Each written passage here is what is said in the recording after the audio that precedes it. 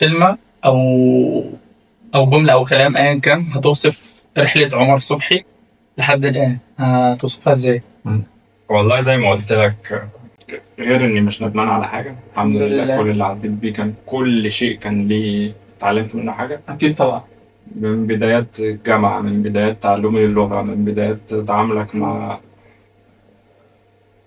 جروب مختلف، ناس من بلاد مختلفه. جروب عندي كان كله ناس يعني برضو بالظبط. أجانب وندرس بالإنجليزي.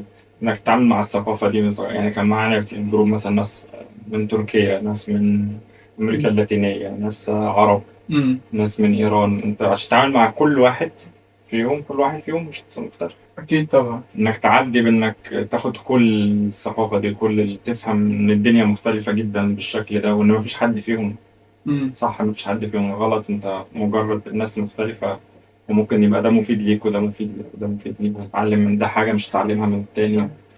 و كفايدة الغربة، مش فايدة الدراسة، بالظبط. كفايدة الغربة نفسها. بالظبط.